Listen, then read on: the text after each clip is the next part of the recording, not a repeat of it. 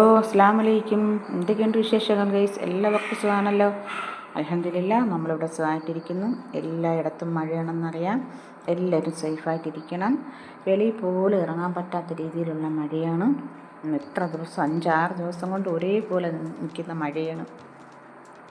അപ്പോൾ ഇന്ന് ചെറിയൊരു വീഡിയോ ആണ് ഞാൻ എടുക്കുന്നത്. രാവിലെ തന്നെ ഇവിടെ ഒരുത്തം മണപ്പിച്ച് നടക്കുന്നുണ്ട്. ഞാൻ മീനെടുത്ത് ഫ്രിഡ്ജിൽ നിന്ന് എടുത്ത് സിങ്കിൻ്റെ അകത്തോട്ട് വെച്ചപ്പോൾ ഇവ അത് കണ്ട്. അത് ഞാൻ ഇപ്പുറത്തെ അടുക്കളയിൽ കൊണ്ടുവച്ചത് ഇവൻ കണ്ടില്ല. അതാണ് ഇവിടെ മണപ്പിച്ച് നിൽക്കുന്നത്. ഞാൻ ഒരു അടി കൊടുത്ത്, ചന്തിയിൽ ഒരു അടി കൊടുത്തപ്പോൾ ചാടിയും ഇറങ്ങി. അപ്പം വെളിയിലത്തെ അടുക്കളയിൽ എനിക്കിപ്പോൾ തീ പറ്റിക്കാൻ പറ്റത്തില്ല.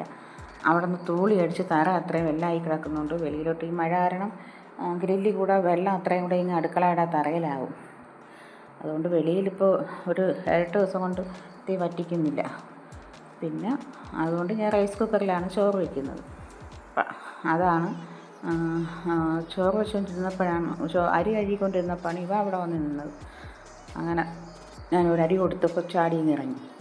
അപ്പോൾ ഇന്ന് കുറച്ച് കാരൽ മീൻ കിട്ടിയിട്ടുണ്ട്.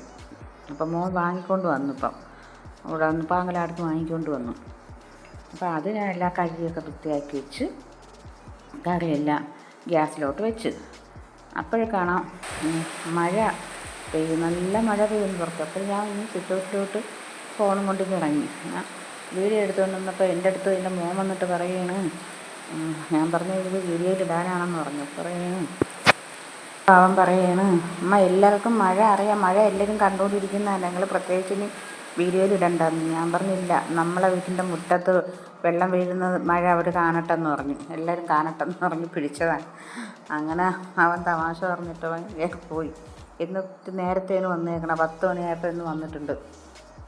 അപ്പോൾ മീൻകറിയെല്ലാം ഇവിടെ തിളച്ച് ഞാൻ മീൻ വറക്കിയിട്ട് കൊടുക്കുന്നു. പിന്നെ ഒരാൾ നിർബന്ധമായിട്ട് നിൽക്കുന്നു. ഞാൻ വൈകുന്നേരത്തേക്ക് കടല എടുത്ത് കാപ്പിക്കുണ്ടാക്കാൻ വേണ്ടി കടല എടുത്ത് വെള്ളത്തിൽ ഇട്ടായിരുന്നു. അപ്പോൾ അത് ഒന്ന് എടുത്ത് ഞാൻ ഇന്നലെ ഇട്ടതുകൊണ്ട് എടുത്ത് ഫ്രിഡ്ജിൻ്റെ അകത്ത് വെച്ചായിരുന്നു. ഫ്രിഡ്ജ് തുറന്നപ്പോൾ ഈ സാധനം കടല ഇരിക്കുന്നത് കണ്ട്. ഒരാൾക്ക് അപ്പോഴും വേണം കടല തോരൻ വെക്കണമെന്ന് പറഞ്ഞുള്ള ബഹളം. അപ്പം ഞാൻ പറഞ്ഞെന്ന ഒരു കാര്യം നിർബന്ധമായിട്ട് നിന്ന് എനിക്ക് ഇപ്പം ഇത് വെച്ച് തരണം, അമ്മ എനിക്ക് മീൻ കറി വേണ്ടാന്ന്. ഞാൻ പറഞ്ഞെന്നാൽ തേങ്ങ ഇരി തരാം. അങ്ങനെ തേങ്ങ ഇരി കൊണ്ട് തന്നു. പുറത്താണ് ചിരവ വെച്ചേക്കുന്നത്, പുറത്തിറങ്ങിയാലേ തേങ്ങ ഇടാൻ പറ്റത്തുള്ളൂ. അങ്ങനെ തേങ്ങ ഇരി കൊണ്ട് തന്നു. അങ്ങനെ അപ്പോഴും തന്നെ എടുത്ത് കടല കുക്കറിലോട്ട് വെച്ച് അത് വേവിച്ച് മാറ്റി വെച്ച് ഒരു 6 വിസിൽ കേൾപ്പിച്ചപ്പോൾ അത് വെന്ത്. പിന്നെ അതിന് വേണ്ടി തക്കാളി, സവാള, കരിവേപ്പില, ഇഞ്ചി, വെളുത്തുള്ളി എല്ലാം കൂടെ അരിഞ്ഞ് ഞാൻ എല്ലാം അരപ്പൊക്കെ റെഡിയാക്കി വെച്ച്. അരപ്പിൽ ഞാൻ ഇട്ടത് 1.5 സ്പൂൺ മുളക് പൊടി, 1 സ്പൂൺ മഞ്ഞൾപ്പൊടി, 3/4 സ്പൂൺ മഞ്ഞൾപ്പൊടി ഇട്ടാൽ മതി. മഞ്ഞൾപ്പൊടി, പെരിഞ്ചീരകവും ചേർത്തിട്ടുണ്ട്. പെരിഞ്ചീരകമാണ് ഇതിന് മസ്റ്റായിട്ട് ചേർക്കാനുള്ളത്.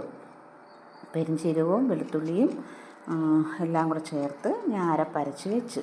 അപ്പം ഇപ്പം ഈ വീഡിയോ എനിക്ക് എടുത്തു തരണം എൻ്റെ മോനാണ് എനിക്കിപ്പോൾ എടുത്തു തരുന്നത്.